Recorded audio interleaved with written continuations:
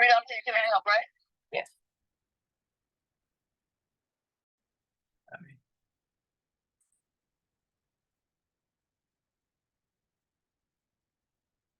Hey there, everybody. It looks like we're about to get started. Miss Jackson is here. I am the Reverend Dr. Margarita Story, and so delighted that you guys are with us.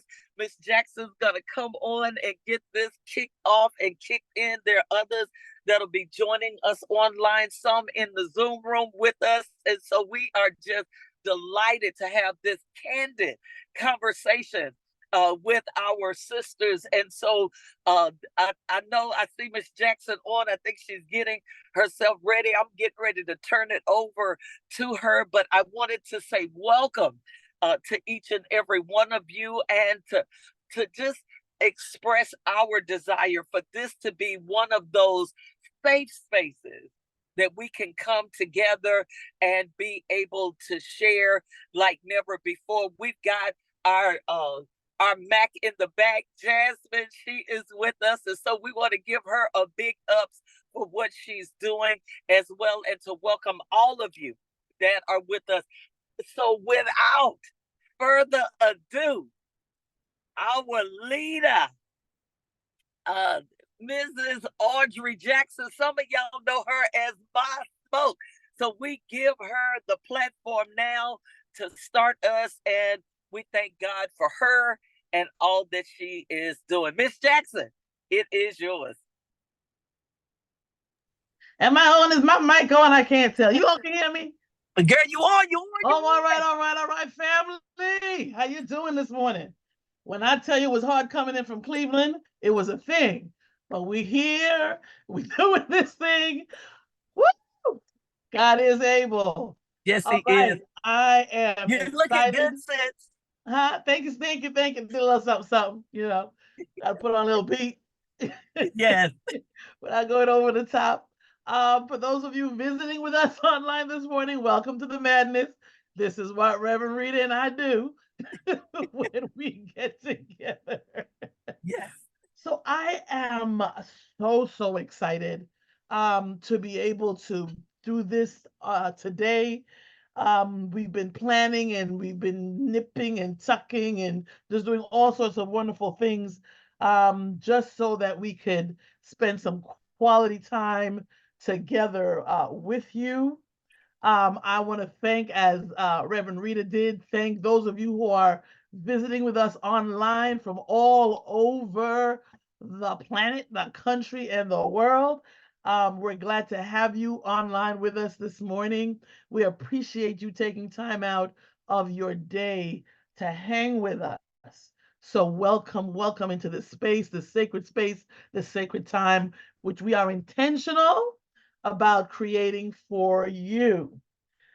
We've got some fabulous people on board with us this morning, so I want them to introduce themselves, and then I can kind of tell you what kind of brought today's design up for me. So we have two sisters, and I see some other folks with us from the other coast. So I am going to tell them welcome, and I just holler out their names, and then they can tell us who they are. All right, co-pastor Kimberly Urban, good morning, because it's really morning where you are. Yes, it's I'm an early bird, so it's cool. 10 o'clock is good. So good morning. My name is co-pastor Kimberly Irvin, and I pastor a church in Long Beach, Church One. With my husband, we've been doing this for about 33 years now. And I'm a mother of 4 children and 1 granddaughter. My children range from ages 38 to 21. And right now, professionally, I'm a regional director for Marcel Wellness Center, which is a business or an agency that provides reunification services and resource parenting for children who come across the border. And so I love what I do. I enjoy co-pastoring with my husband at the church. We've been doing that for, like I said, 32, 33 years, and it's been a ride. So I'm enjoying being here today, and I'm grateful. Thank you. Welcome, welcome. Let's just give her a round of applause. A round of applause. Amen. Okay. Dr. Juma, Reverend Doctor. Hey, sis, how are you this morning? Wonderful. Good morning, everyone. I am Reverend Dr. Najuma Smith out of Los Angeles, California. I'm the proud pastor of Word of Encouragement Church in the city. Well, we're located in the city of Hawthorne, but I'm also the assistant director for community and public engagement at UFC for the Center for Religion and Civic Culture and American Center. And I'm just excited to be here with you all. I've been in ministry uh, 20 something years now, and I'm just grateful for, just being able to serve in this way and being here with you all and share what God's put on my heart to give to you. So I'm excited. Thank you. Another round of applause. Another round of applause. I don't see rounds of applause going on out here. Come on, y'all. If you've got your if you've got your face on, I need to see you interacting with us because in a little bit you're gonna have to interact with us. So this is your warm up. This is your warm up. So again, this is our second. Actually, it's our third, but it's our second annual retreat. Our third attempt at this. Last year, we took 20 women away for the weekend to Glen Cove Manor.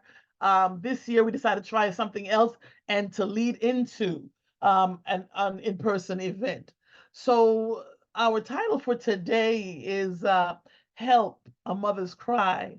And this came up for me because I have a friend who lost his brother earlier in the year, and I wasn't able to attend his homegoing, but I wanted to somehow make an impact to do something for each person that I had a relationship with, his mom, his sister, and I wanted to be able to just do something for each one to kind of support them through the day and through the morning, right? So what I did was I sent a prayer to each one, and I tried to make sure each person's prayer was personal to the experience I've had with them around the person that they lost, right? So I encouraged his sister around being a nurturing sister as well as almost another mother because she was old enough to kind of help to take care of him by the time he came into time. And then for his brother, it's about, kind of stepping up, being a big brother and being his covering. We wanted to try to make sure that they knew the impact that they had, a reminder of who you were to him. And then when it came to mom, I just, as I was talking to her, it just became a thing of the word help kept coming up. The word help kept coming up. And so, the pastor in me and the teacher in me needed to figure out what help meant because I was conscious enough to understand that if that word kept coming up for me, maybe there was something there for a little extra support for her. And so what I came up with was healing expected, love provided. And so I continued to kind of work with her through that, kind of throwing that at her to let her know that, um, you know, help is there. So as she was thinking about it, as she was breathing through it, she should be able to breathe because she was expecting healing. She should be able to cry because she was expecting healing. Could be able to be still because she was expecting healing. She was expecting love to be provided. So that's how the HELP came about for this morning's time together. And so I'm again really excited that you all were intrigued enough by the title to join us, right? Because if you don't know what to say, don't say anything. If you don't know what to do, don't do anything. Just be present because the person that you're supporting in that moment is expecting a healing. She wants it quickly with an unexpected abundance of love, right? So it is my greatest desire that the stories and knowledge that we're going to share with you this afternoon or morning, depending on where you are, along with the resource that we have online. So we do have an online resource for you. So look out for that as well. That you can use these as extra tools in your toolbox of wellness. So that's it. It's just my attempt to kind of support a family as they were going to send their loved one back into eternity, and the prayers that I offered in that moment. So with that said, I'm going to give you back to Dr. Margarita Story, because she's going to now make sure that you all use your hands and do things and do some thinking. All right. So Doc. Yes, I'm here. I'm here. Thank you for sharing with us this help. I think we need the help. We need it in so many areas of our life. So I thank God that He utilized you to bring this forward on today. But as let's just start our conversation out if we can. Not just with those of us trying to be little panelists and everything, but with everybody. I got a question for you guys. And so I hope that you would respond to me. I'm moving around a little bit, so my face may come off, but I'm gonna still be talking loud, okay? And so, what one word comes to mind when you think of love, loss, and legacy? What one word comes to mind when you think of that? I need y'all to put it in the chat for me. I'm gonna be checking the chat out right quick. What one word comes to mind when you think of love, loss, and legacy? Type it in the chat so we can kind of kick it around and start a little bit of conversation one with the other. What one word comes to mind? You think of love, loss, legacy. Love, loss, and legacy. Stardust, manifestation. Thanks, Riz. Thank you, Michelle. Co-pastor, healing comes to mind when we talk about that. Impact comes to mind. Thank you, Megan, for that. Wow, stardust, manifestation, healing, impact. Yeah, yeah, all of that. Experience comes to mind. What else comes to mind? There may be someone else that has maybe a multi-thought, because we as women, honey, we get the words and they start shooting out. Coping, Anthony says. Anthony, thank you for being with us on today. Coping comes to mind. That we try to cope with love, loss, and legacy. What comes to mind? Because sometimes those words don't collide very easily. When we put love and legacy or loss and legacy together, or then when we have them as triplets, where there's love, loss, and legacy. You guys have come up with some great, great words for us and some great imagery that comes up for us. Love and loss, they connect easily together, but loss and legacy. The book of Job, yeah, the story of Job, love, loss, and legacy. Very good, Riz. Riz, I told you, we as women, we come up with multiple answers. Great, great, great. You guys, we wanted to begin to start this conversation because no matter where your imagery lands, no matter what word, because maybe it needed to be a sentence, or maybe it needed to be a picture of love, loss, and legacy. Maybe a color came to mind. Maybe an emotion came to mind. No matter what came to mind, all of us experience love, loss, and legacy. And all of our experiences are so different.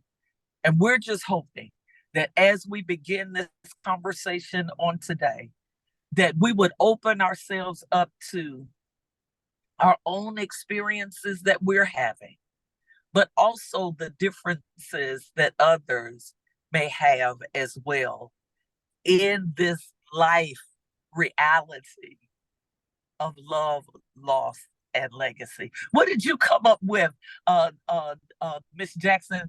My smoke. What did you come up? Did you get a one word that you came up with? No, I don't have a one word. I think mine is a phrase. It's hold on. Hold on. That's right. That's right. Co-pastor, I know you participated in the chat. Was there another word or phrase that came to mind for you? Well, not another one, but I tell you, the word impact really resonated with me Yes. because when I think about my experience, I think about the impact that it had on me. Wow. Yeah. Yeah. Very good. Very good. Thank you for sharing that. Another word that just popped up in the chat was movement. Movement. That we were maybe in a place and now in a new place, and there's a movement that comes along with this. Yes, yes. Love, loss, and legacy. Season, Riz has said, there are different seasons in our life. Ecclesiastes talks about that for everything, there is a season. And there's a season for grief and mourning and experiencing. Uh, uh, Dr. Najuma, she said timing. Baby, that's something else. Timing is one of those things that God is a God of time, and God is the orchestrator of timing. And so he times things perfectly, even when it feels like it's a bad time for us. Those are some great images and great words, and great starting points for us as we're looking at love, loss, and legacy. Thank you guys for joining in with us. And we're going to kick it right back to Miss Jackson once again. I'm sure she's going to give us direction and help us as we continue to move forward on this morning. So yes, I'm hoping that those who weren't kind of awake enough yet, or not comfortable enough to share, that as we go along, they'll loosen up and just bombard us with thoughts and words, so that we could experience everyone or as many people as we can in this. Come on. Come on. Yes. Right. So, our first speaker, and you've heard her all morning, right, is the Reverend Dr. Margarita Story. And so she's going to walk us through what we're calling God and grief, because there's some things that we do, there's some customs that we have, some practices that we have that we need to know a little bit more about. So, Doc, take it away. Thank you so much. I'm so grateful to look at God and grief all at the same time, because sometimes it seems like God is not connected to our grief at all, and that is so wrong. It is so wrong, and then we look at some of the traditions that we have, and some of the ways that we have wrapped around grieving. Just for example, on our jobs, there are times when you go in or call in and say, I've lost a loved one, and they inform you get to take 3 days off. Yay!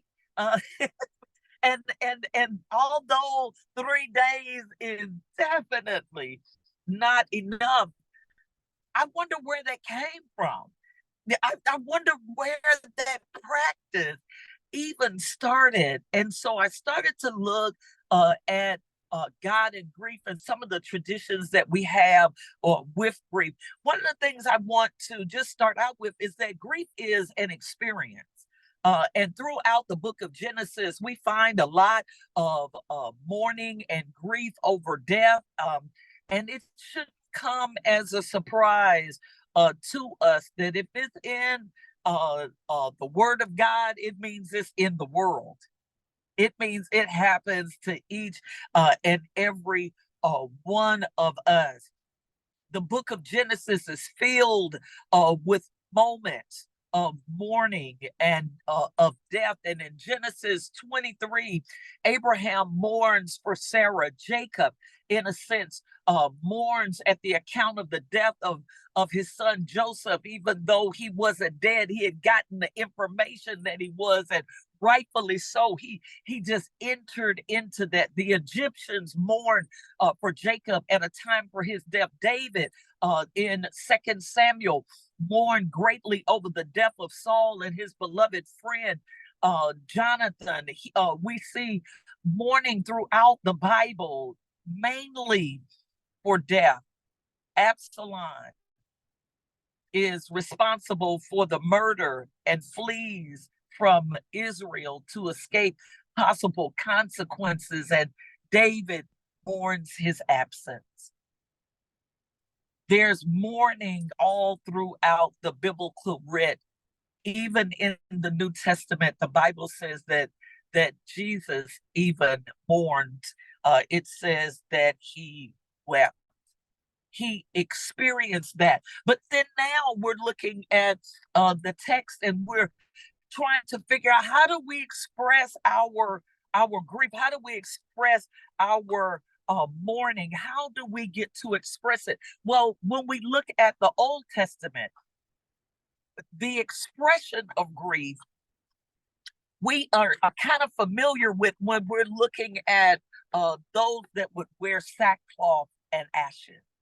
And in that, sackcloth and ashes was a sign and a symbol that was utilized with men, and the men would put on sackcloth and ashes so that they could, without having to use their words, express that their family was in grief over some type of loss that their family had experienced. Sackcloth and ashes on the head of the clan made the community aware that this individual was one that should not be working, they should not be warring, and they should not have to worship.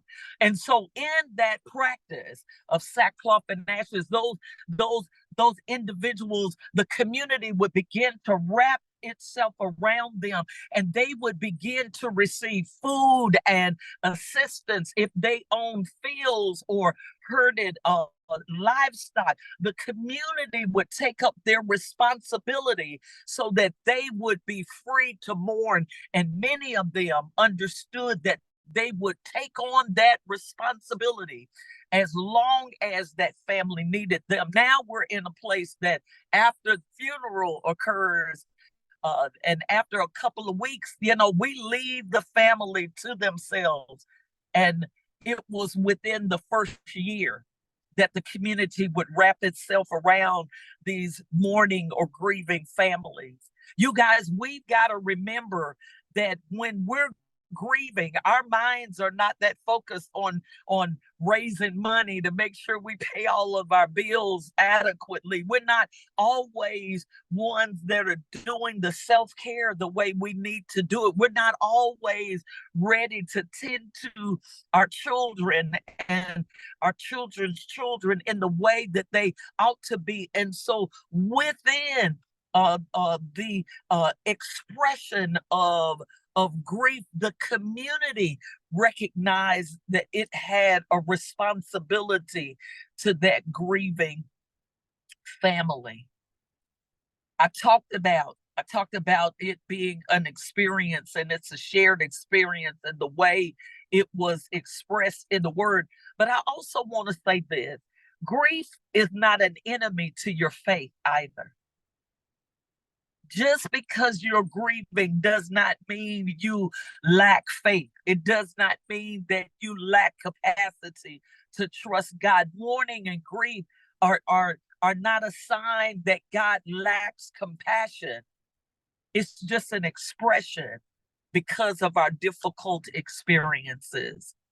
I'm going to give you a few scriptures on today, and then give us an opportunity to ask questions and to talk back to me if you would like. But there are some scriptures that remind us that God is there during our times of grief. Psalm 34:18 says, "The Lord is near to the brokenhearted, and he saves those that are crushed in their spirit." Revelation says this: out of Revelations 21:7. Our God shall wipe away the tears from our eyes, and there will be no more death or sorrow or crying, neither shall there be any more pain, for former things will pass away. The Word of God also provides comfort to those of us that struggle in our grief and as we are going through the process of our grief. John 14:27 says, "Peace I leave with you, my peace I give to you, not as the world gives. Do not let your hearts be troubled or be afraid." There's another text that may encourage or inspire you. And it comes from Romans chapter number 8. It says, "For I am sure that neither death nor life, nor angels, nor principalities, nor things present, nor things to come, nor any powers, nor height or depth, or any other thing will separate us from the love of God," reminding us that God's love is right there, even in the midst of our loss. You guys, as we are experiencing grief and loss, I hope that we are reminded that it is a part of our natural experience to experience grief and loss. But the faith expression that build us and sustain us and support us as we're going through those difficult times are when our family and community and our friends wrap themselves around us and remind us that there are leaning posts and there are those that won't leave us no matter our process. And lastly, I want to remind us that grief and mourning is not an enemy to our faith. And although we may grieve, it's not a sign of lack of faith or lack of God's love towards us. It's not a sign of God's lack of compassion, but it is an expression of our experience. I don't know if there's anyone that has any questions about the expressions of grief and how our family and community and friends can kind of wrap themselves around us. And I know we don't walk around in sackcloth and ashes, but y'all, we've got to give ourselves permission to go through the grieving process. So now, if we had a Jewish brother or sister, because we're in this Judeo-Christian life, many of us,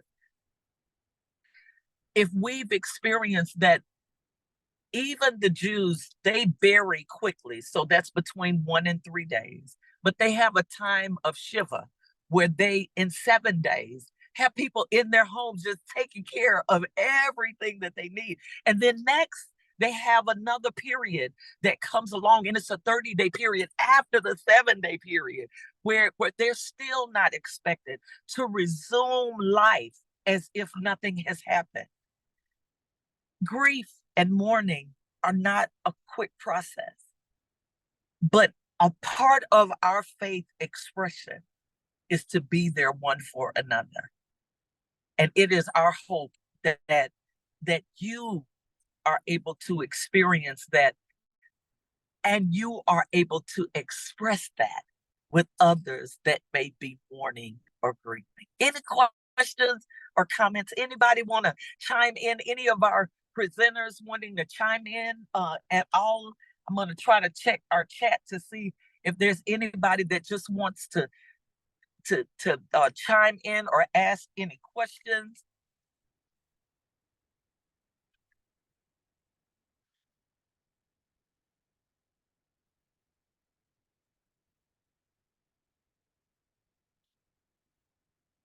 From Riz, she says, "I'm learning that grief is one of the greatest conversations with God.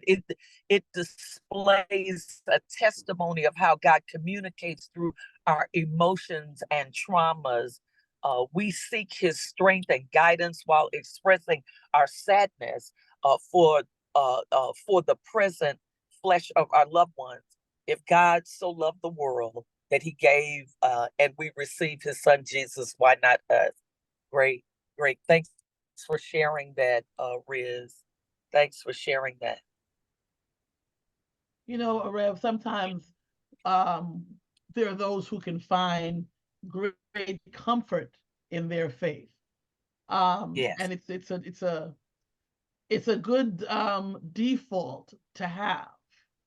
But sometimes, like I know you were talking about, it's not a lack of faith or a lack of compassion with God. Um, yes, but I remembered for me, you know, and I had someone explain it to me as if it feels like infidelity, right? So you've got this wonderful relationship, you've got this wonderful marriage, and all of a sudden your partner, God, does something you're not expecting him to do. yes. Why you don't want to end the relationship? Can't live in here. You know what I'm saying? I'm not washing your dishes no more, sir. I like you bringing this up. One of the things that I've been working on, and y'all better not do nothing with it till I get it all the way out in the atmosphere, is that's a true thing. That is so challenging to deal with the sovereignty of God, especially when it makes you sad. It's so difficult. And so I've been writing about seeing God in the dark. It's so easy to have a great relationship when everything is illuminated and everything is so crystal clear. But when you got to experience God in the dark or try to experience love when you don't like something, maybe it'll bust up a relationship or either it will help strengthen it. And so I appreciate you bringing that up because it will make you not only question, but some people cause them to walk away. And as I would say to anybody, any good relationship is worth working on, even when it's a challenge with it. And our God relationship is worth working on, even when we're angry, because God can handle it. Even when we want to say some tough things, He's a sovereign God, and He ain't that He ain't that easily thrown off by us being angry or mad at Him. I've lost 3 children, and baby, it wasn't like a trip to Disneyland. I was mad and angry every time I saw children walking around with snotty noses and no shoes on, and parents arguing and cussing them out. And I'm like, so it was something wrong with me being a mama?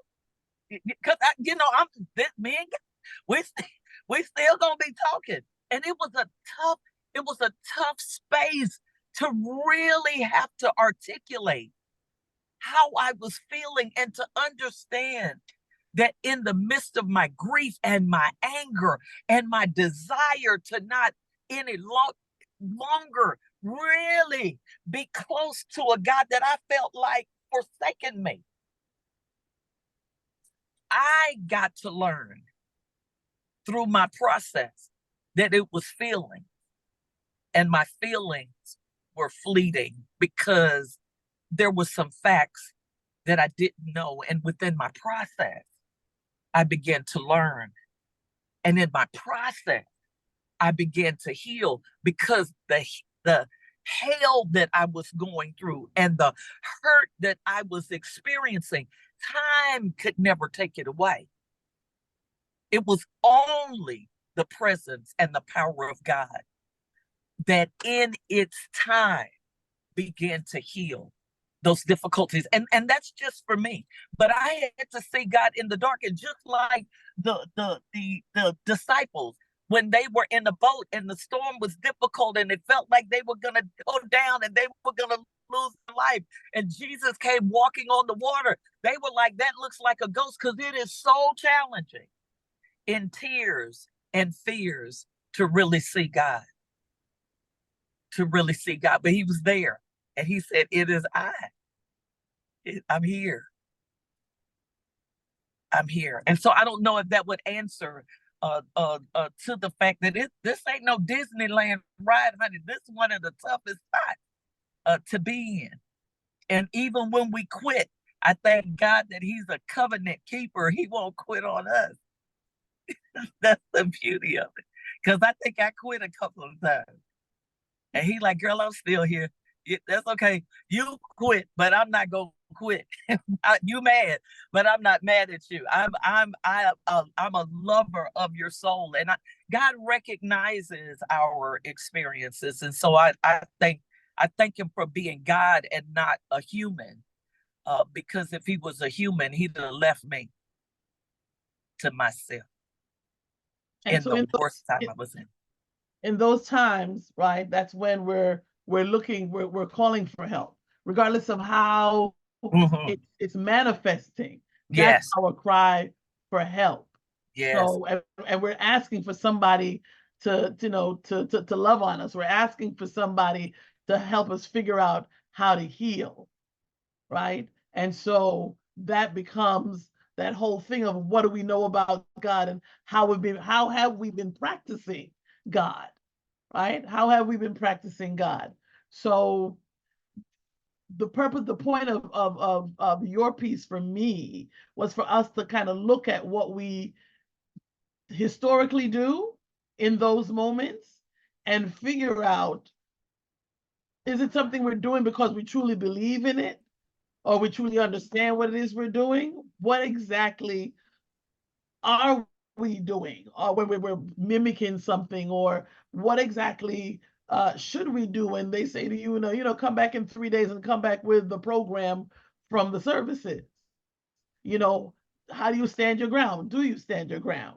Right? yeah, Because we stand based upon what we think and what we believe.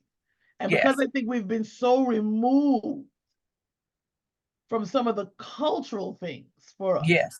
whether it be our spiritual culture, our faith walk culturally, or our ethnic cultural Mm-hmm. walk, we've been Right, so removed right, that there's nothing here to support us in this time. And so I right. want to really kind of look at what we do and try to figure out where that came from. Well, I agree with you because honestly, when I started looking at the Judeo-Christian habits, where for a whole year they kind of expect you to be mourning, especially if you lost a child. Especially if you lost a child, they expected you for a year to be mourning.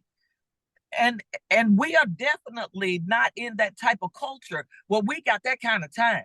Like I ain't got that kind of time for you to be still talking about this and still dealing with this, because everything is so microwave, and that isn't even biblical in how they handled grief and how our faith, even with Muslim believers, they don't handle grief in that aspect either. They still have a 30 to 40-day period where they're caring for the family and seeing to them, and not having expectation that they return to routine. And so I agree with you that we are missing, I like someone brought up earlier, the time and the timing of God for our experience. And because we move forward so quickly, I think our healing process is delayed and stunted, because we go right back to some things. And I think maybe we've not really embraced our faith, whether it's Judeo-Christian or Muslim, because we walked away from the tenets taught to us. And I don't know that we teach so much uh, about how to grieve. We teach about the reality of grief, but I don't know that we're also taught how to grieve as a Christian or a Muslim, and what that means when you do grieve. Because I believe in our current context, when we're found in tears or upset about something, then it's like, I thought you were saved. Like, what's going on? I thought you were good with God. I've shared this with you before, Audrey. When my mother passed, a pastor called and was like, "You preaching at my church this Sunday?" And I was like, "Let me spare you all the cuss words I remember, and let you go on about your business because I'm broke up. My mother was the only person in this life who loved me. I've not experienced love from another human being that I did not question, my father included, and I love him like cooked food. And so don't talk to me about going nowhere to preach because I'm not ready for that yet. And I didn't need the Bible to help me say that, honey. It rose up on the inside of me, and I said what I had to say, and I mean that.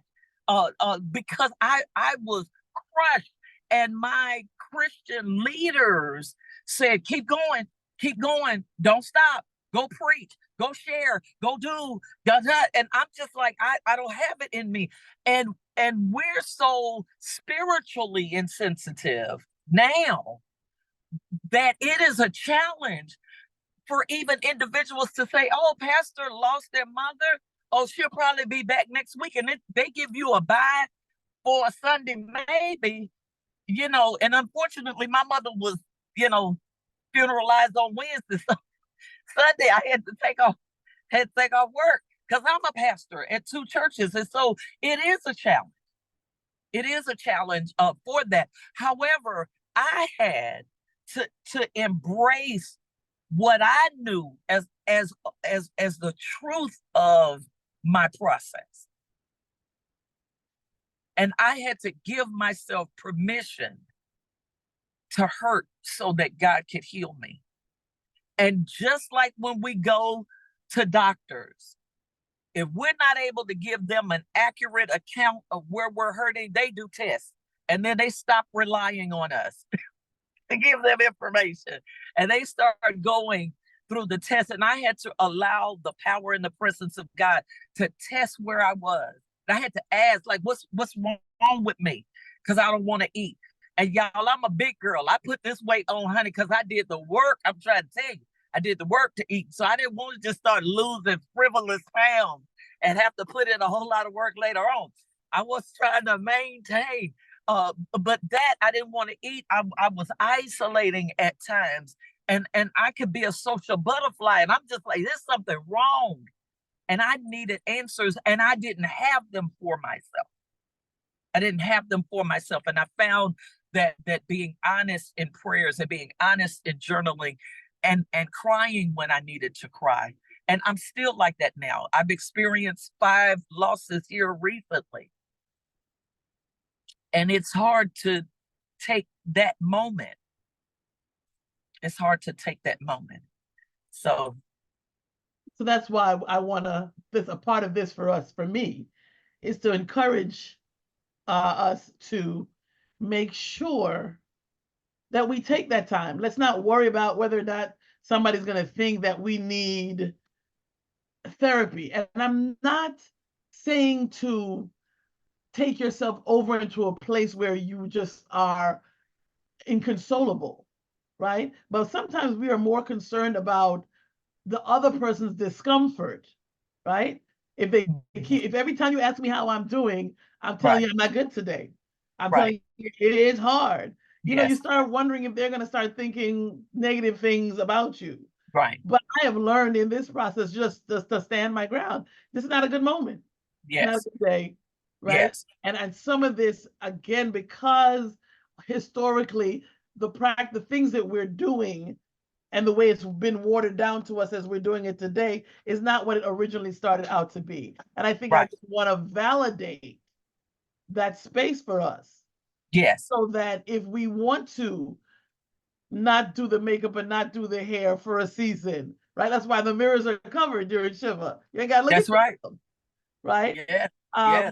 And so, but we're Christians, but we're Judeo-Christian. So if we're looking at our faith, we've got to look for the other piece that is connected to. And there's a practice there that's not flowing over into the Christian piece for us in our modern time. But Caribbean folk, we do 9 nights. Baby, that honey, and it'd be 9 whole nights. But on the celebration end, so that doesn't mean they didn't get the people, right?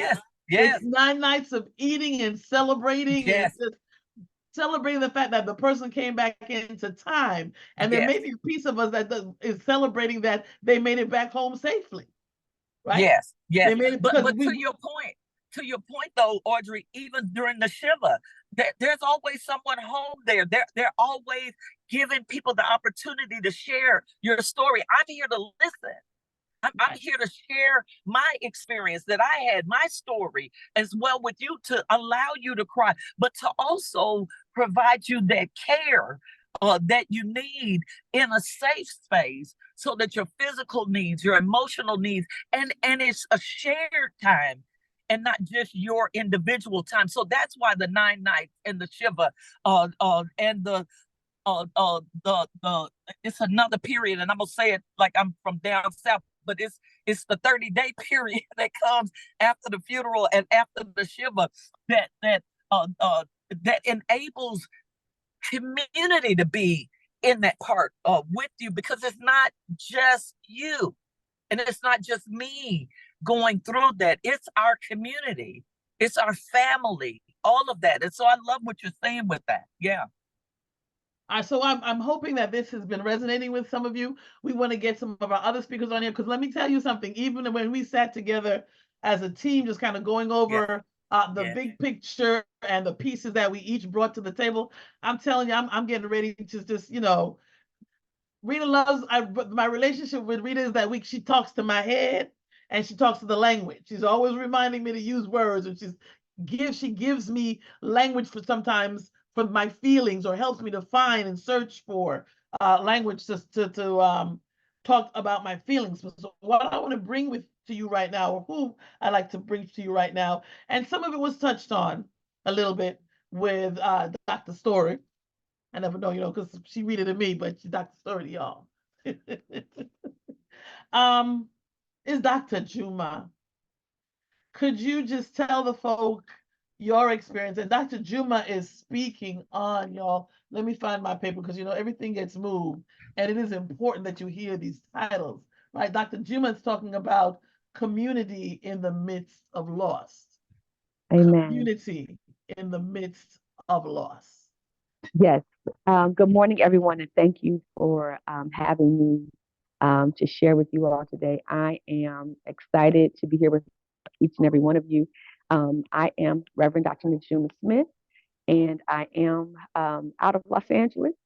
And so 2018, October 2018, my oldest son, Daniel's life was taken. He was shot and murdered. And he was shot on a Saturday, but he did not transition until Monday. And one of the things that I have learned in the last 6 years, but even in those 3 days, I kind of looked at those 3 days being in the belly, um, and in those 3 days, God showed me something about community. Even though I knew, um, God gave me a very real example. And so before I get into that, I want to share the scripture with you out of 1 Thessalonians chapter 5, verse 14. 1 Thessalonians chapter 5, verse 14. And it says this, it says, "And we urge you, brothers, admonish the idle, encourage the faint-hearted, help the weak, be patient with them all." And so for those 3 days that me and my son's father and some immediate family spent in the trauma unit at the Las Vegas Trauma Center, there were some things, because we're from Los Angeles. My son happened to be in Vegas at the time he was murdered. And while we were in this trauma unit in Las Vegas, there were people in Los Angeles that were raising funds, putting together meal plans. I mean, operating and functioning in ways I would have never imagined. That went by the time I got back home the first time, because we had to go, we basically lived in Vegas for a short time because there was so much to handle after that. But when I got home that Wednesday, the outpour that was set up for our family was beyond anything I could have ever imagined. And so when invited by Mrs. Jackson, to come and be a part of this, I was very grateful and humble and excited because I actually, in the book that I'm writing on getting through grief, I spend the whole chapter talking about community. And what I learned, and there's three things that I want to share about community and loss, um, is that if it had not been for the community that moved into action, people that drove up from LA to Las Vegas within a few hours, some people took flights. Had it not, people were calling every hour on the hour. I have a really good friend who's a therapist. She basically was my therapist during that time. If it had not been for community, I probably would have lost my mind. And so, what I share with families, especially mothers who experience loss of a child, because that's some of the work now that I do very intentionally. And there's a cohort of mothers in LA that we work together. So, part of the work that I do very intentionally is working with mothers. And my very first lesson, or not lesson, but a piece of instruction to them about how to make it, how to survive, how to live again, how to restore, is that it happens in community. God has given us community. He's made us to be communal beings.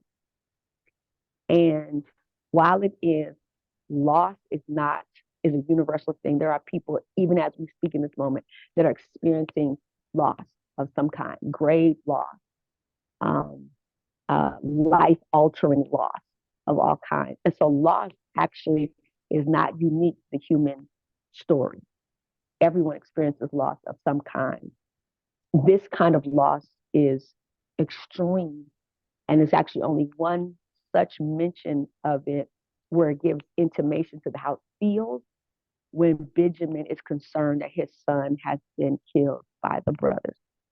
And so the translation of that text intimates the feeling of what it's like when a parent loses a child. And as one of my rabbinic friends who are a rabbi said to me, Najum, I want you to know this is God letting us know that he sees this level of pain. But this is not the person that shared the room. Like I say, he's a friend of mine who's a rabbi. So what I experienced was community from people of different faith traditions, people of different racial backgrounds, cultural backgrounds, because what we all connected with was the human condition of loss and suffering, because it is universal. And so while it is everyone I know or who rallied around me does not know this pain, some do, some don't, but we all understand the universal challenge of loss and suffering. And so God has put within us this ability to lean in and cover and encourage each other in these kinds of moments. Now, we recognize that some people need help in how to be communal. Some people have drifted away from community. Some people don't even know how to identify their community. So when I talk about community in the midst of loss, we recognize a couple of things. Number one, again, loss, grief, suffering is a human condition. It's not unique.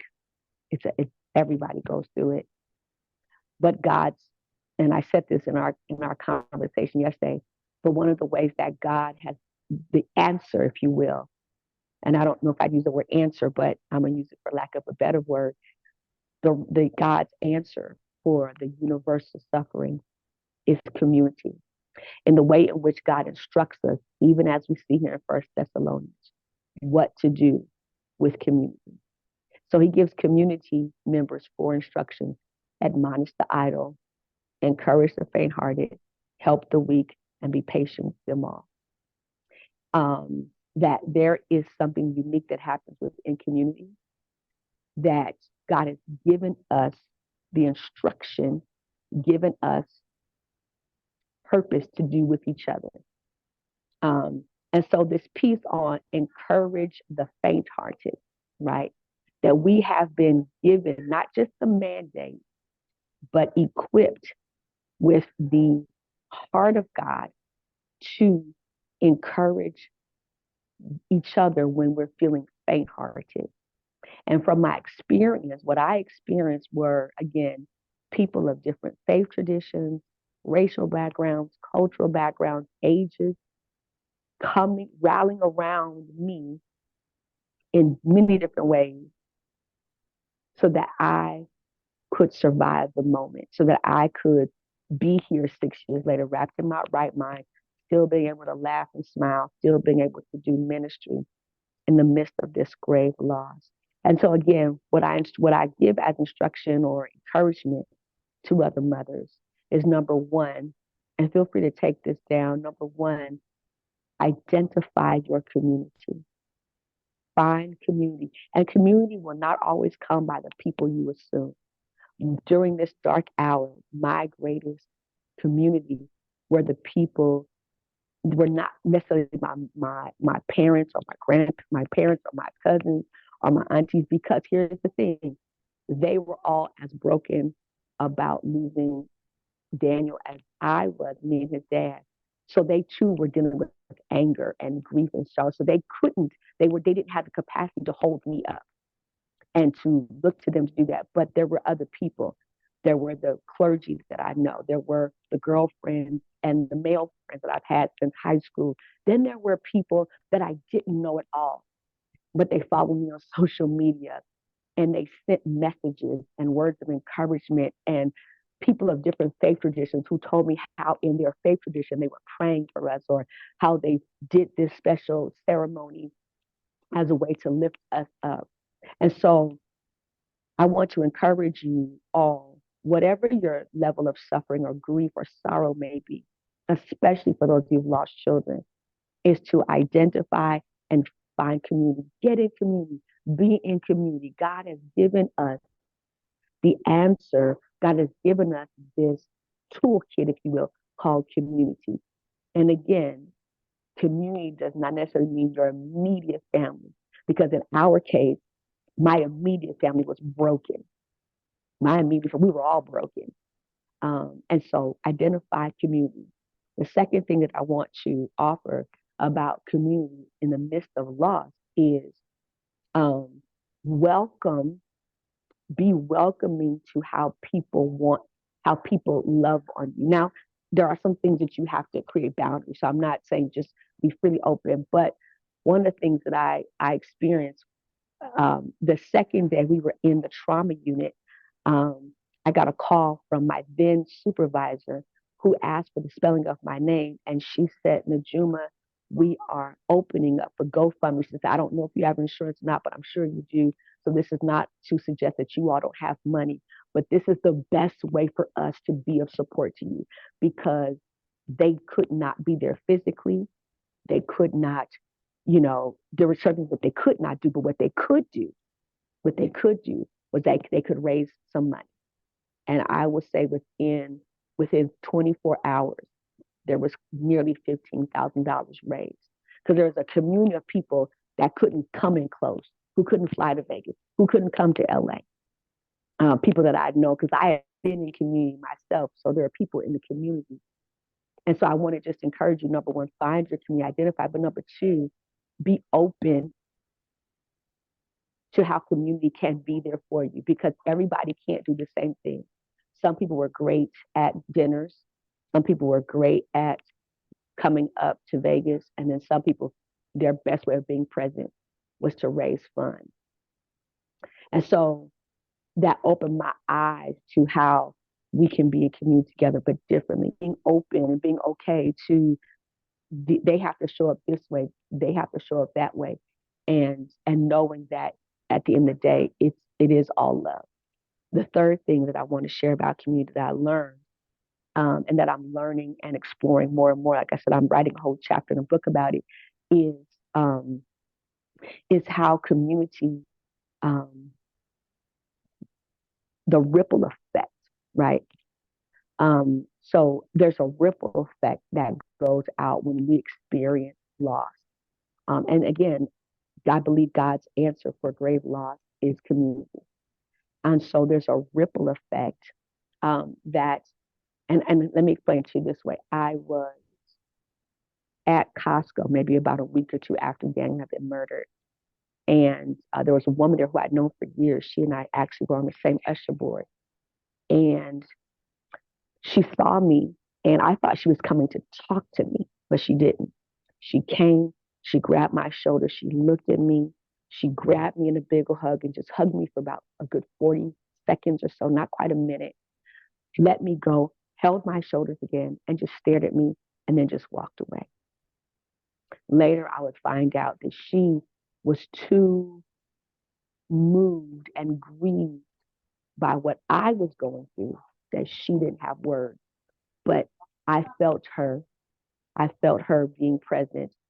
Um, and so she just wanted me to know that she was holding space for me and my family. That was the best way for her to do it.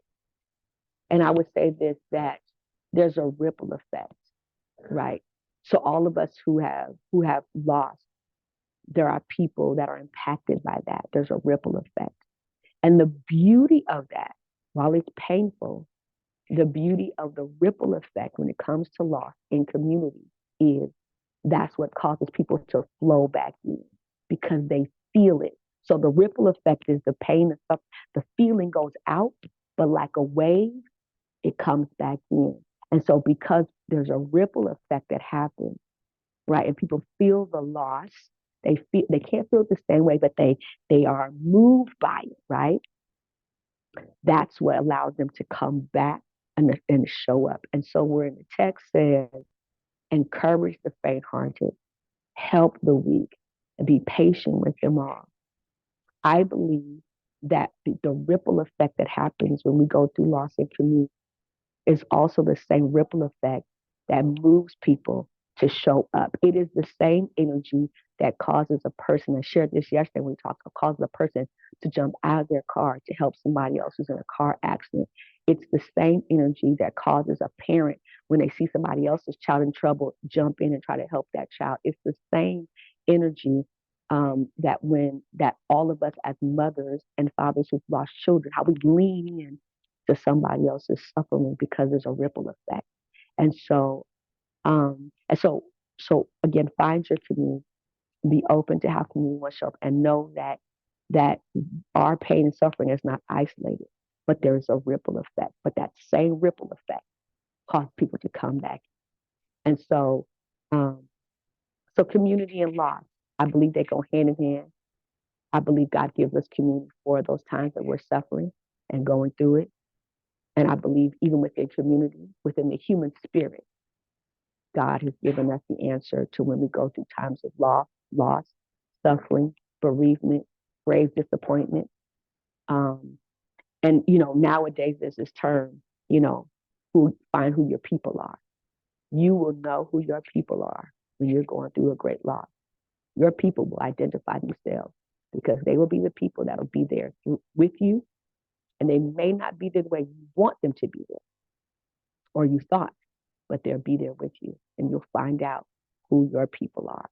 And so one of the blessings for me was discovering who my people are. And that's the reason my oldest son was discovering who my people are. So I pray that you find your people and you thrive in community and heal through community and be a part of the community that helps, encourages, admonishes, and is patient with somebody else in their suffering.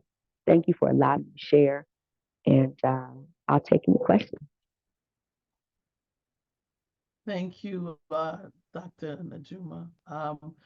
You said a lot, and I don't know, I know some of you might have seen, and I'm so sorry that he left before I could really get to him, Nolan. And, it's easy to kind of default to being annoyed with his insistence, but his grief, and this is what he has lost the sound of comfort. Yeah. There's a comfort in the sound of my son's songs or the beat to the music. There's a comfort in that for his fans. And Absolutely. they've lost that. So their insistence on are you all putting out some new music? Because I'm going to play what I have forever and ever, right? They've lost the sound. It's the ripple effect. Right. And he's losing, he's grieving, he's grieving the loss of a comfort. Yeah. Because there's levels of it, right? I'm grieving the loss of a son he's grieving the loss of someone who provided healing sounds for him. Absolutely. Yeah. Yeah. Right? My son, we did an altar call at his homegoing. We did an altar call, and there were over, and I have a picture of it. There was somebody that took a picture. There were over 150, so young adults, teenagers to young adults at the altar. My son played football from the age of 9 to his first year in college, and then he, had just friends and people he grew up with in church, and when we did an altar call for everybody under the age of 30, it was amazing to see. But that was the ripple effect. And I have sons now, sons and daughters, and I call them that, who were friends of my son, who knew Daniel, who they call me mom now, and what they need is connection with me, because connection with me gives them some kind of connection to him. So Yes. so they are my Nolans, right? They're my Nolans that call, and then every now and then they need help like a mother. And so, but that's the ripple effect, and that's the beauty. The beauty of community is to recognize the impact and the ripple effect that goes out. And so, yeah, yeah, yeah. And so Nolan, like a lot of, and one thing I recognize that Nolan represents a lot of people who are dealing with our loss, but their loss as well. And but it's community. And so the best thing that Nolan can and Nolan others can do is be in this community, because it'll be here that they'll find healing steps to move forward, because that's what we're all trying to do, is find the pathway to going forward. That's the only way we can go, is go forward. So what's the pathway to going forward? And it's within this space, called community. And you're absolutely right, it is horrible. It's a horrible feeling. Um, and that's where and so in community, that's where we begin to find the SALVE, to help us find a pathway to go forward. But what you're doing here, Miss Jackson, is the thing to do, is to build the community, and opening space for those who are trying to find their pathway forward. We're all trying to find our pathway forward.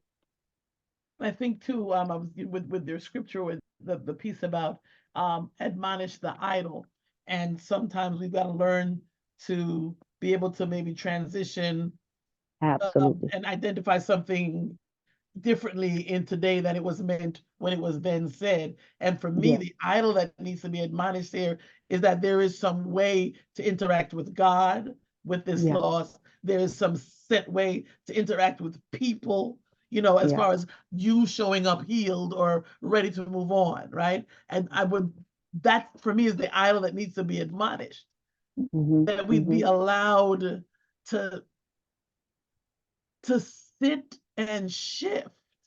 Yeah, absolutely. Because if we're in the midst of this thing, and then we're being required to show up, Mm-hmm. and Mm-hmm. people around us have not been allowed to Mm-hmm. kind of show up for us. Because if in 3 days I'm back to work, you don't need to call me, Yeah. Yeah. Yeah.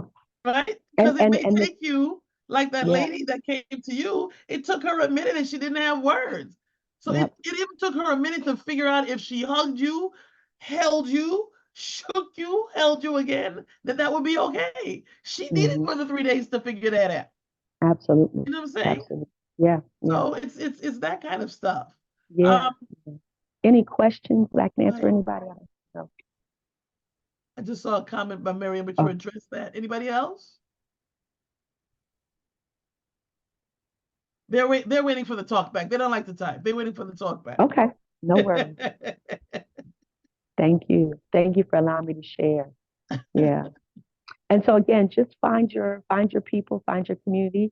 And the reality is, for those of us who have lost children, sometimes we are forced into new communities. I did not want to be in a community of mothers who lost a child.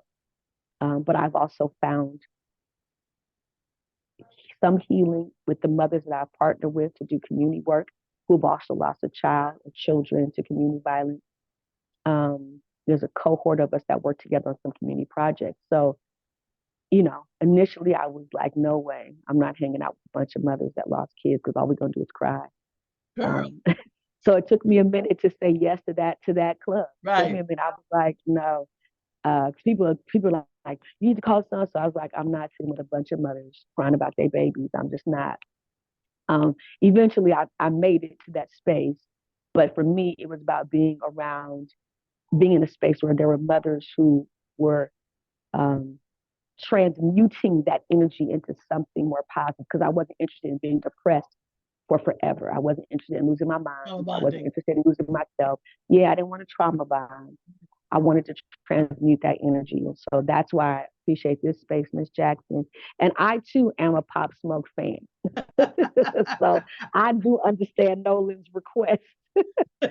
uh, as I too was a Pop Smoke fan. Uh, so I understand his request, but I was more interested in these 6 years finding community with people that were transmuting that energy into something that helped us all continue to find our pathway forward. Rizmia has a question. I think that's a powerful question. How can we properly grieve without it seeming like idolatry of our lost ones? Because I struggle with that, Rizmia. Like there are times when I'm dealing with it and I'm like, girl, he ain't Jesus. And then I'm saying to myself, well, why can't he be my Jesus? But so Dr. Juma, I'll just say this. I think we have to understand a few things, right? Like everybody's not getting the proper help, right? One of the things that it says there in the text is help those, right? Help. So a lot of people aren't getting the right help, and that could be emotional, mental, physical, financial. So some people, it might appear like idol worship because they're not getting the right help. So what we can do for people where it appears that they're remembering of their loved one looks like idol worship is to ask the question, did they get the help that they needed? Like some people really need to get help, and so that's one thing. But we also have to recognize like sometimes that is stuff that's not been dealt with. Like there's some things that are not that people they're just stuck in grief, but they're not dealing with it. And so being stuck in grief and getting through grief are two different things. And where we see people treating the loss of a loved one like idol worship, it's because they're stuck in grief. They're like, I'm in grief and I'm parked right here and I'm not going any further. As opposed to, I'm working through my grief, I'm getting through my grief, I'm contending with it, I'm managing it like I manage waves on an ocean, because that's how grief comes in and out like waves on an ocean. And so, again, as people in community, is to ask the question, how can I help that person get unstuck? Now, I can't make anyone get unstuck, but how can I help them? And that might mean just being in intense prayer for them. It might mean trying to talk to them if you can. It depends on your role with them, your position. And then for those of us who have lost loved ones, there's nothing wrong with remembering, there's nothing wrong with honoring, and there's nothing wrong with recalling memories. But again, the difference is one, when I remember for the purpose of remembering and then moving forward, or remembering for the purpose of staying stuck. Those are two different things. And so honoring and remembering for the purpose of pathway forward, lifting up a mission, lifting up a purpose, et cetera, processing healing, that's one thing. Remembering so I can stay stuck, mad, hurt, angry, sad, depressed, whatever. Those are two different things. Thank you for that. I remember there was a sister at my former church, and I just was to wonder why she was just always talking about the situation, always talking about the situation. But then when I found myself in the same place, then I understood why the need to continue talking, the need to call the person's name. Yeah, I mean, talking, writing is cathartic. It's healing. It's cathartic and it's necessary. But and cathartic means I'm healing. But if I'm just talking because I want to stay angry and mad, and depressed. That's different. That's a different space. Yeah. Thank you for allowing me to share. Blessings.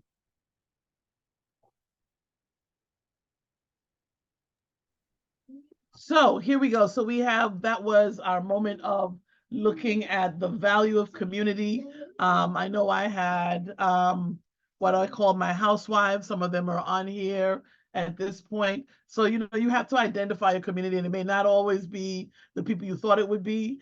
You know, you find your tribe, your village, and have those people support you. Our next speaker is co-pastor Irwin. I want her to come to us, and she's going to talk to us about I hear babies crying. All right. Hello, everyone. My name is co-pastor Kimberly Irvin. And like I said earlier, I pastor the One Lord, One Faith, One Baptism Christian Church in Long Beach, along with my husband, Bishop W. Todd Irvin. We've been pastoring for about 32, 33 years. We are parents of 4 children, one granddaughter, and have had a lot of life, a lot of life. And you know, it's amazing because when I was and let me first say that I'm grateful to be here. Thank you for this opportunity and this platform to share. It has been completely amazing thus far. And I'm just grateful just to sit here amongst those of you who are championing, you know, your grief in your own way. And I have experienced grief. Of course, we know, especially during the pandemic, we all lost people. We lost a lot of people, a lot of very important people in our lives. But in on this platform, I was asked to speak about my experience, my loss of losing a child. And my loss of my child was very early on. My child was born extremely early. I was pregnant, and let me just say this. Let me back up and say this first. When I was asked to join this platform, I knew pretty much what it was about in a nutshell, and I knew who would be on the platform and for what reasons. And I said to myself, you don't belong here. You don't belong on this platform. You know, your loss doesn't compare to what these women have been through. And I had to hear the voice of God say to me very clearly that if you compare your loss to anyone else's loss, not just the beautiful women on this platform, you do your daughter's life, her short, brief existence on this earth, a disservice by comparing that loss. There is someone who can relate to where you are or what you experienced, and how you found your way to a place of healing. And so I just wanted to start with that and just say that, yes, today I'm going to talk about I hear babies crying. That won't be my main focus, but when God put this on my heart, that was what he gave me. I hear babies crying because of a situation that I experienced through my time of loss and grief. So first I want to start by sharing 2 Samuel 12 and 19 and 20. It says, when David saw his servants whispering, he knew that the baby was dead. So he asked them, is the baby dead? They answered, yes, he is dead. Verse 20 says, then David got up from the floor, washed himself, put on lotions, changed his clothes, and he went to the Lord's house to worship. After that, he went home and asked for something to eat. And so when I thought about that scripture, that was one of the very first scriptures that I had ever noticed or that had resonated with me about losing my daughter. So let me just share just a bit. I was 20 years old, newly married, pregnant, and 30 days into my marriage. So that lets you know that I was pregnant when I got married. I go into early labor. and I go into early labor, and I'm home alone. I'm home alone, and I have a family member that lived around the corner, and came, picked me up, dropped me off at the hospital, and I was there alone. And I, at 20 years old, and you know, when you're 20 years old, you really think you're grown. You really think you're grown. You think you know everything. But when I really realized how young and inexperienced and fragile I was when my own adult children started turning 20 and 21 and those ages, then I could really identify with, whoa, I was just a baby and I had to go through that by myself. And the person that dropped me off refused to call my family. I have no idea. I can never get a straight answer on that. But anyway, I'm alone at the hospital, wanted to get in touch with my husband. We didn't have cell phones back then, just beepers. Um, and he was a truck driver at the time out on the road. I remember, just like David asked the servants, I remember asking the nurse when they delivered my baby, um, is she alive? Is she alive? And I remember the nurses and doctors were rushing around and they were trying to rush the baby off. And I kept asking, is the baby alive? And I'll never forget the nurse came to me and she said, no, the baby's not dead, but the baby is going to die. And so immediately my heart sank, it dropped. I'm here alone by myself. I don't know what to do. I'm 20 years old. And, you know, I have someone's telling me, yeah, your baby's not dead, but she's going to die. So I went through that trauma. I went through that situation where first they allowed me to actually go and spend a little time with the baby before she passed away. But there are things after that that I did not know would happen to me. So a couple days later, after giving birth, I woke up one morning and my breasts were full and tight. Now, I had no idea that I would get milk after, you know, my baby being born. I'm not thinking about that. Then they came to me and told me that I would have to plan a memorial because my baby did live and, you know, I had to name the baby. I had to complete the application for the birth certificate, the death certificate, those things like that. At 20 years old, I had to do all of this by myself. And I had no idea that those were things that I was going to experience at 20 years old. I didn't know what trauma was at the time because nobody talked about trauma. I don't think that word was even a word that we used at that time. And Lord knows we did not go to therapy. I know I didn't go to therapy. Therapy wasn't available for someone like me at that time. And therapy, I think, was thought of as a place where people go when they're crazy. And so I didn't have those options. And so I remember the night my daughter was born, and then I finally fell asleep. My husband finally was able to get there and spend some time with the baby before they took her away. But I remember waking up the next morning and all I could hear was babies crying. All I could hear was babies crying everywhere. Well, um, the babies weren't crying because there were no babies. They had moved me to a different floor, but in my mind, I could hear babies crying. And it was almost like they would wake me up in the middle of the night, just hearing babies cry, something that I did not hear my baby do. And so I went through that for a while. Even after going home, I would hear babies cry. And I remember waking up the morning of the memorial, and we had family over, and they had very small children at the time. And all I could hear was the children crying and laughing and playing and talking.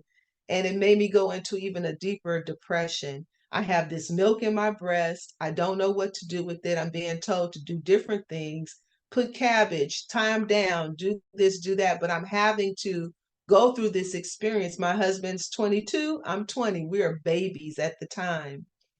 But what people didn't understand at that time was the emotions and the feelings that I was experiencing after this particular experience. I think, like we discussed, some people thought that, you're 20, you'll bounce back, you can have all the babies you want. And so they just didn't give me that compassion that I needed at that time. And so, what people didn't realize was that I was experiencing several things, and I didn't have words for it then. But as time would go, I would find words for what I did experience at that time. I experienced emptiness, and for two reasons. I experienced emptiness on the level of emotions, and then I experienced emptiness on a level of my body at one time was full with a human being, and now I don't have that anymore. I'm empty. And then I experienced great sadness because here I am, thinking I'm going to have this beautiful child and all of these great things are going to happen, and that didn't happen. I was very sad. And then there was another very curious emotion that I felt, and that was guilt. I felt a lot of guilt. So there was guilt running through my mind. If I had just did this, if I had just did that, maybe if I had went here, if I hadn't gone there, if I had done this, done that, guilt. Then there was another emotion that I experienced was embarrassment. Embarrassment because here I am 20 years old and I had two other friends who were pregnant. We were all pregnant at the same time, around the same many number of months, and they were still pregnant. And so for me, that was very traumatic because then I had to still go around my friends and be around them and we still interacted with one another. Then I experienced anger, of course, because that was a part of my grief, but I was extremely angry with God, angry with people. And then there was one last emotion that I experienced, and that was jealousy. I was extremely jealous um, of my friends and the fact that they were still having their babies and still doing all these things. I'll never forget the very first time I went to church, and this was like maybe a couple weeks, that rush to get back to normalcy. I went back to church, and I'll never forget a woman walked up to me, and I was telling my friend just the other day, I said, I remember squeezing myself into this suit because it was first Sunday, and we had to wear white. So I remember squeezing myself into this white suit, trying to go back to normal. And of course, I had that belly. I had that little belly, 2 weeks, just giving birth. And I'll never forget, one of the older women walked up to me and she put her hand on my stomach and she said, "So, what are we going to do with this?" And I held myself, but then when she walked away, I remember just busting out in tears. So, sometimes when you're going through certain loss, people don't know what to say. They don't know what to do. And I think yesterday when we were talking, um, someone said, some people don't know that silence is an option. They don't know that you can just be there, like the woman who grabbed Dr. Najuma and just looked at her, held her, hugged her really tight, let her go. But she never spoke a word. And there people didn't know that they could do that for me, that they could hug me. But let me tell you what this did for me. What this did for me is it, as a young woman, it really catapulted me into a place of healing and finding healing for others, helping others to begin their healing journeys, being there for others while they are on their healing journey, and just sometimes just being in the room with them and not saying one word. After that experience, God began to put me in places with other women, other young women who were experiencing a sense of loss because they had lost a baby, lost a child, or their baby was born and died to SIDS, different things like that. God put me in this arena. I don't even know how it happened, but after I experienced that and was kind of moving on with my own healing journey, a nurse just out of the blue called me and said, "Hey, I know what happened to you." She said, "I have a young lady," she said, "who really needs help. And I felt like because you're young, maybe you could reach out to her because she's experiencing the same thing you experienced." She said, "And also, I want to talk to you about having a SIDS group at your church." And I was thinking, oh boy, kind of like Dr. Najuma, like, I don't know if I want to sit around, and hear sad stories. I don't know if I could do this. And so I did. I was 21 at the time, and I said, you know what? I'm just going to do it.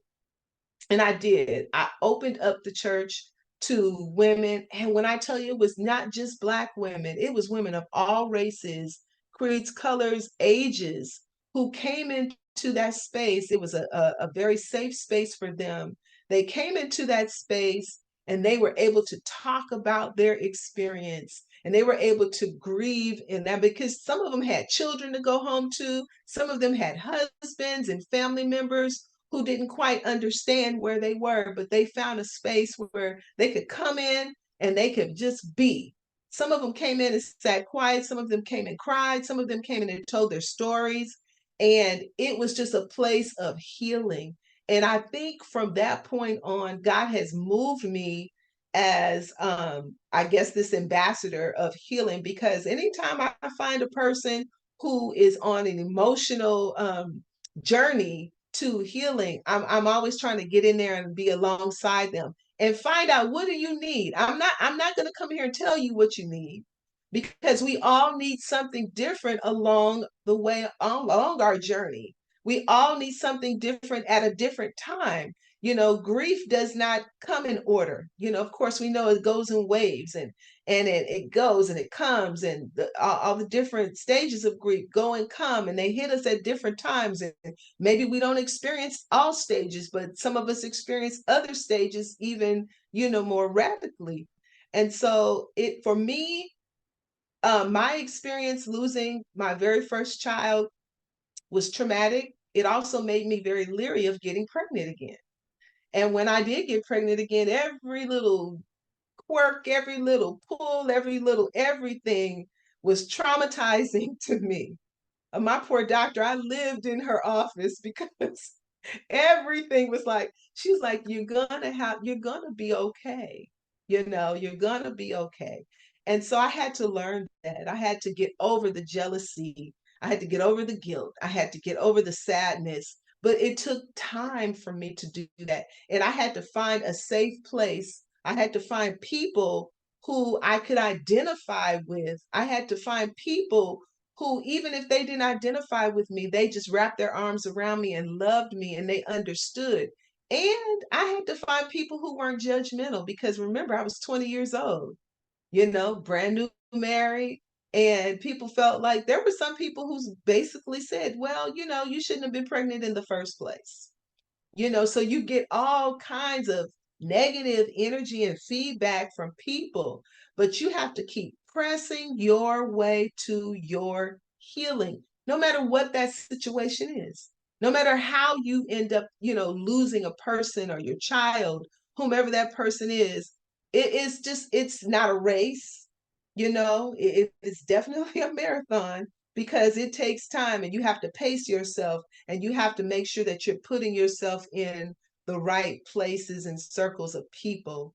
So one thing I found now, because like I said, I didn't have those opportunities back then, but what I found now is that therapy, if you can do it, you can afford it, if you can find it, it's good.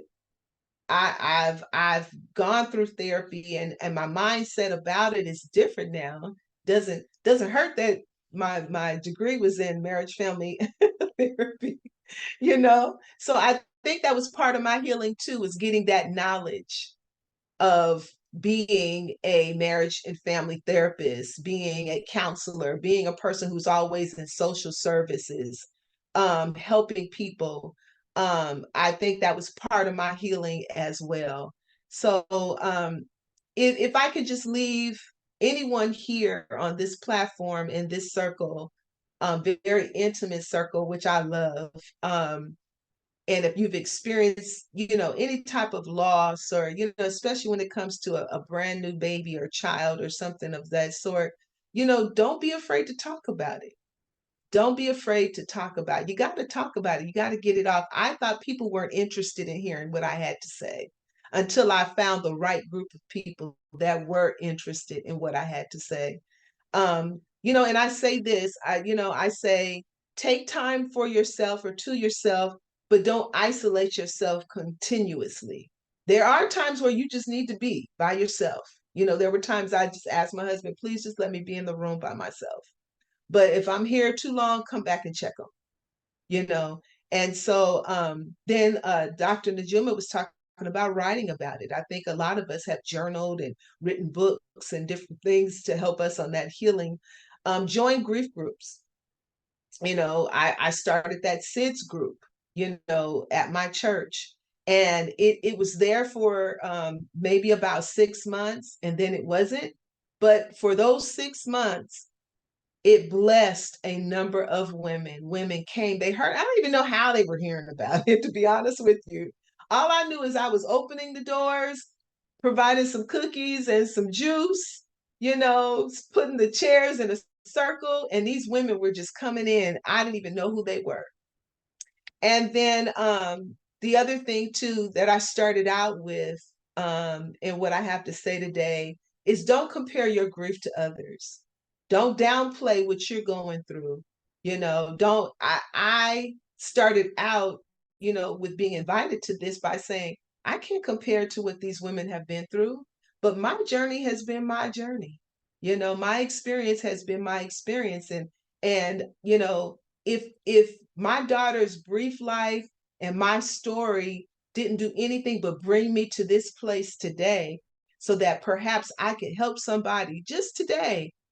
And if she was still alive, she would be 39 years old.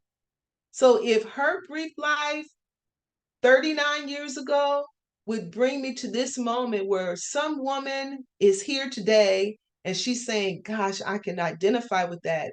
Thank you for saying that. Some young woman can say, people don't have compassion for me because I am so young. Whatever that is, whatever part of my story that is helpful and helpful in the healing of your, whatever it is you're going through, whatever it is you're feeling, if it's the guilt, the anger, the sadness, the jealousy, because some people are still pregnant and you're not, or maybe you can't get pregnant, or it's been hard, whatever that is. And lastly, just give yourself time. Give yourself time. Time does not heal, but if you don't try to rush it, and you don't try to compare where you should be based on the different stages of grief. Okay, I'm here now, I'm here now. You may turn around and you'll be back to anger. Again, you just don't know. But take your time, and I think that Dr. Najuma said it best. Know who your community is and welcome them and let them help you the best way that they know how. And so I think if I knew back then, of course, what I know now, I probably would have did some things a little bit differently, but I had to go through that experience so that I could be here today to share what I know and what got me through and how I felt, and I can share that experience with other women, young and old. So thank you, thank you, thank you so much for this opportunity. I really do appreciate it. Thank you, co-pastor. We're definitely given a lot of food for thought. I hear you, Miriam. You're awake now, girl. Welcome to the party. It's that moment when the thing that your spirit needs goes ding, ding, ding, ding, ding, ding, ding. Oh, that's awesome. That's awesome. Um, the whole thing of heightened awareness based upon, what it is you've lost. Yesterday when we were talking as a group, I let the ladies know that for me, it was because Shar traveled so much. I didn't realize that I really got up every morning, put my feet on the floor while still sitting on my bed, and kind of listened for his energy, or tried to feel his energy. Where is he in the world? And then I would go on, the internet, Instagram, to see where he was. But I got up listening for his energy. And so it was that process. There was one day I woke up and I don't even know how far in I'd been, because though this is year 4, to me, sometimes it's like day 1, you Mhm. know. And so I recognized at some point I stopped looking for his energy. Mhm. I stopped looking for his energy. So that was a shift to something else. But I stopped, getting up in the morning and tried, my ears trying to kind of try to find him in the world, or try to find his energy still around me, right? Yeah. So that kind of hyper sensitivity to certain things. Yeah. I think for me, when I stopped waking up to that sound, I knew that, okay, maybe I'm getting better, because for a long time I didn't think I was going to get better. I thought I Mhm. would be sad and depressed and embarrassed. And that was the strangest thing for me, the embarrassment, feeling embarrassed about something I had no control over. And I thought I was going to feel that way forever. I thought, okay, well, I'm not going to try to have children anymore, because if this is what happens, I'm good. I'll just be a career woman, and I'll just be a good auntie. So yeah, it was a lot. And for me being a very young woman at the time, it was a lot. I was telling my niece this morning, she called me. Her little babies have these iPads and they just call you. And so the baby had called me and we were talking, and I was telling her, the legacy of her grandmother, um, who was like a second mom to me. Her legacy was that she always helped young women. She always helped young women. And when she passed away, she was a nurse. And when she passed away, there were young women who we didn't even know about, who came to her funerals, her homegoing, and they talked about all the beautiful things that she did for them that I resonated with, because she did it for me.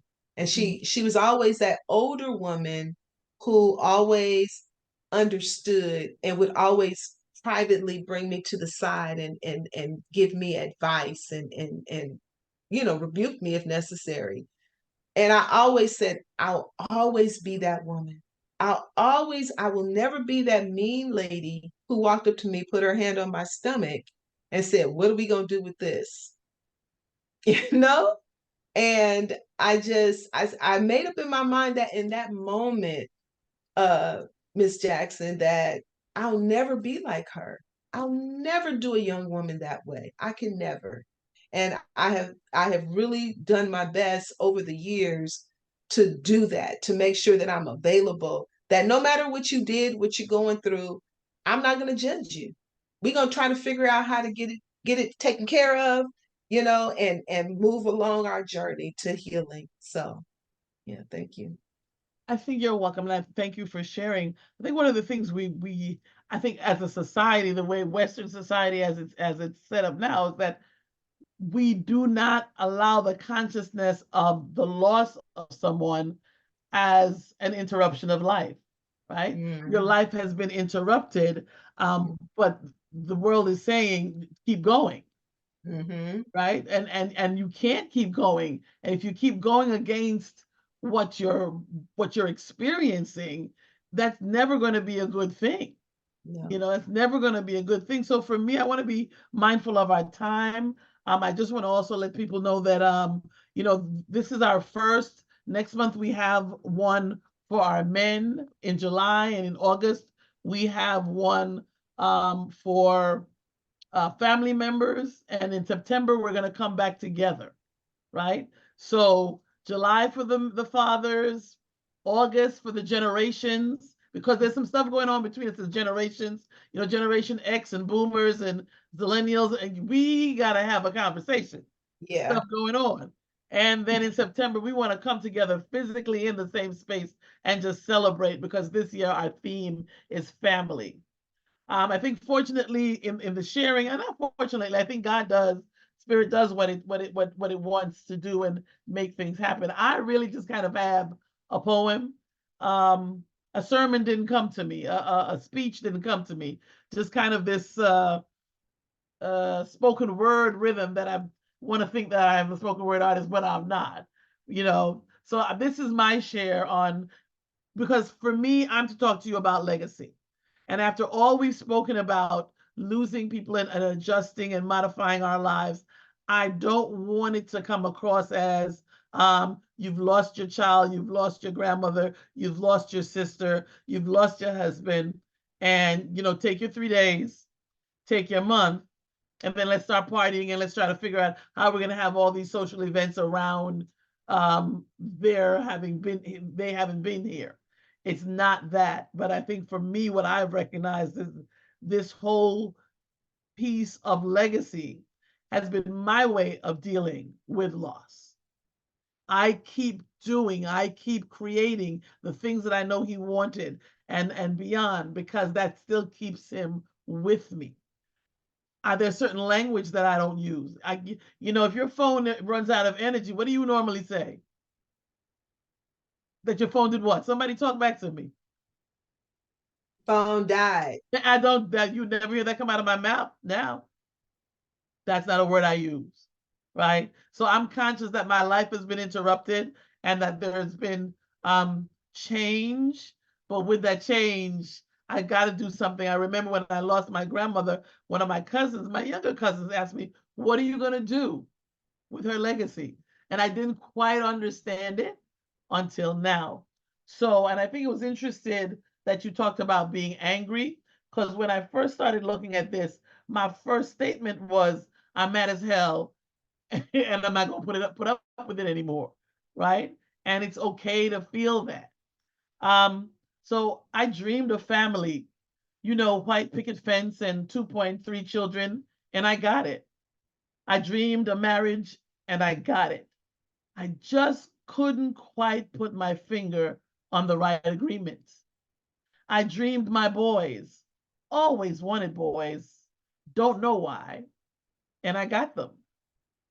Dreamt a career. I was pretty good at it too. You see, I was building it to retire on it. Then it all got taken. The love and the loss got intertwined, and I can't stop. So I build. Turn your pain into bricks and build something. You're not building on sorrow, you're building from sorrow.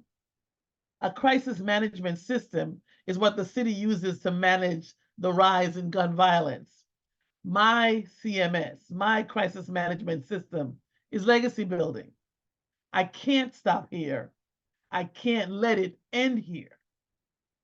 All the plans and dreams you have for your baby, how will you celebrate the light outside of its borrowed vessel? Just like that brother from Nazareth borrowed a tomb, our babies borrowed a body. He wasn't there, and they're not here. So this is where we put in the work. This is where the party starts. This is where ministry begins. You're building. You have turned your pain into bricks. Now you have to expand your boundaries. You have to think outside of your box. What did he say? Meaning Mashar. He says, don't let anybody come between you and your creation. Enlarge your territory. This means speaking to people you've never spoken to before. That's that tribe, that community, that village that Dr. Juma talked about finding. Expand your territory, right? Moving from dreaming to doing, with or without support, because the help that you're looking for, you don't even know you need it until it doesn't show up. And it won't show up until you do something to make, or something happens to make you realize you don't have it, right? Co-pastor didn't know that that whole thing about what we're going to do with that woman touching her tummy was going to do something to push her into a next phase, to shift her into something else, right? So you've got to expand your territory. Do it afraid, do it alone, just do it. And when they ask you, how did you get here? Tell them, I lost everything I planned for and ended up building something I never even dreamed of. And so that's what I am facing and dealing with, because it's taken me 4 years to be even able to say that. It's taken me 4 years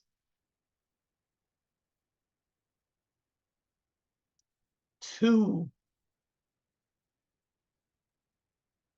in my heart, in my body, accept that he's no longer physically in this space.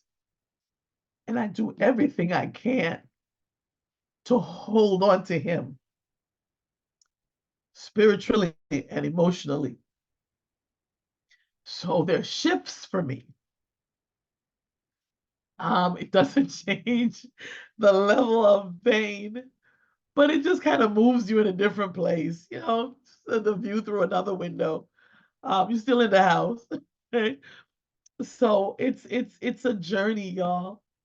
And as I learn, I try to share it. And I intended to do something with the legacy of my grandmother. And so Bashar has given me a greater platform to do the same thing. Because for my grandmother, I wanted to help women get their dreams from their head into reality, get that dream from their kitchen into reality, from their house into the world. And with this platform, I get to do that, even though, as we said before, that, we're part of a club we don't want to be a part of. Like, nobody wants to be a member of this club. But since we find ourselves there, what are we going to do? Right? It doesn't have to be big, right? Because you may want to say, well, yours was he's an icon, he's a superstar, he's da, da, da. Yeah, but your baby was that for you, in your community, in your house, on your block. Remind people about that, right? And it doesn't have to be starting a foundation. It could be, I don't know if Essence is on here.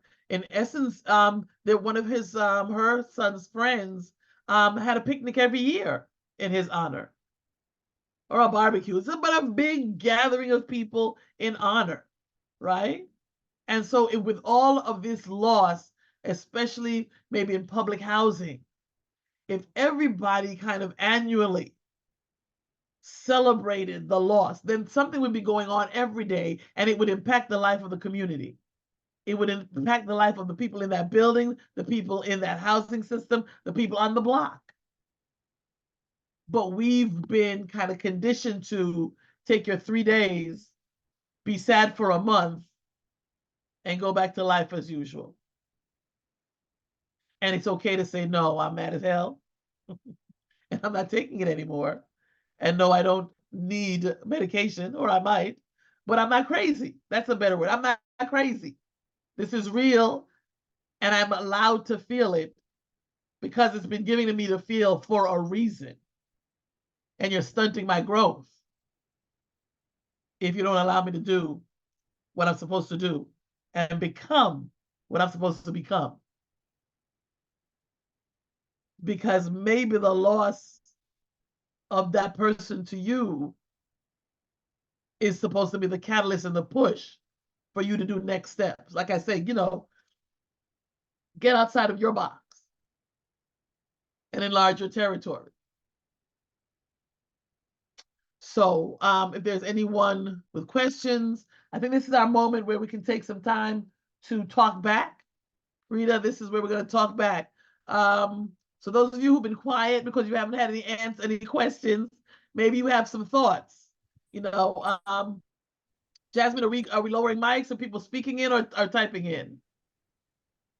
I think they're talking in the chat. The chat back is we're off.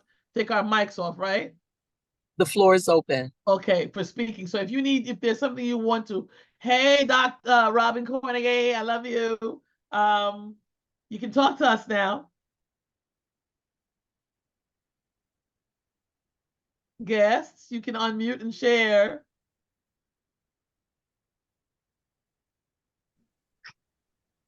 Hey, Ms. Jackson, how you doing? I'm well. All right, this is Jory. Just want to take a second to commend every one of the moms on here. Let you all know that you are appreciated. Thank you for using this platform to speak up and share your stories. Um, I still have my mom. I lost my brother a few years ago, and a few months later, I lost my father. So just hearing the stories of the stress that you all speak with, I know it's tough to have smiles on your face these days with everything that's happening. But I definitely want to commend you all and let you know that you guys are inspirational. You know, every story that I just heard is definitely inspirational to me. And thank you again for having this platform for moms to come along together and, just touch bases with one another. Well, thank you so much for being here with us and not being scared away, because it was kind of put out there for the sisters, for the females, and you were like, I'm coming through. I don't care what y'all say. So thank you for showing Absolutely. up. No problem. Thank you again for having this outlet. And like I said, I think I skipped them in June. We're doing a similar thing for the men, right? We're doing a similar Mhm. thing for the fathers. So just look out for that. Definitely. I'll definitely be there. All righty. All right. Thank you again. You're welcome, hon. Anybody else want to holler at us? We have Dr. Story still here, co-pastor Irvin, and Dr. Najuma is still with us.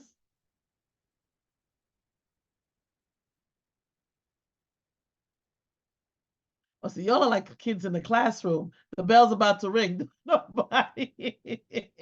It's 2:59. Like, we're not staying in class any longer than we have to. Later than that. All right, then, guys. So if that's the case, we do have an online Resource. resource. Thank you. That's the word for you. Please look for it. I believe we're also going to ask you to do an assessment so we can find out how this was helpful to you, how you came in feeling, and how you walked away feeling. Like I said, May was for mothers, June is for fathers, July is for the young adults, August is for the generations, and that one, I can't wait. And September, we're coming together in person to celebrate. So just like Jory joined the women, and I'm sure some of the sisters are going to join the men's talk, and everybody can show up for the young people.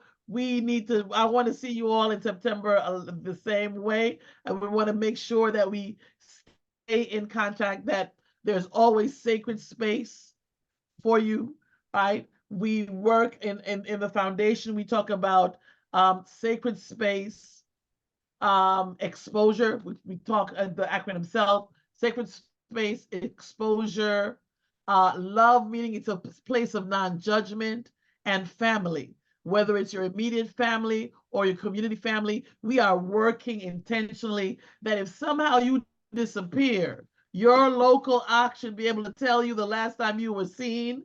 The people at the bodega should be able to say he or she was in here, because that's family, that's community, that's tribal. And we need to go back to that, because that's where your help's going to come from. Yes. When things like this happen. Yeah, I definitely want to be a part of the one for your generations. That's one of my things. I love that. Huh? I'm so looking forward to that. So yes, let's go. Tired of being Yeah. ruining the world. What? Yes, I have a lot of family, nieces, nephews, and young people that I know would love that type of conversation. Yes. Gabrielle says, I really appreciate Pastor Urban's contribution. I lost my first child a few years ago in my early 20s, as well. I almost never talk about it because I'm still healing. Bless you for making space. Thank you're you, so Gab. welcome. Thank you, Gabrielle. Thank you so much. God bless you. And you will heal. It's happening. God is healing you. Yes. Awesome. Who's in Newark? Who's going to Newark, New Jersey? Dr. Story. Okay. Michelle says, thank you for today's program. It was inspirational and moving. Please continue doing God's work. We need these spaces and community for everyone. Thank you, Michelle. I'm really trying to be intentional about that. And I've got a good team working with me, and I've got some new team members in Dr. Juma and co-pastor Irvin. So it's on. Yeah. Yes, yes. Yes. All right, so September, we're looking at September 27th to the 28th. It'll be a weekend, like a Friday into Saturday. 27, 28, yeah, Friday into Saturday. And we're calling it a family reunion. Because we're gonna meet here once a month for the next few months, and then we're gonna meet, and everybody bring your red cup. Yeah.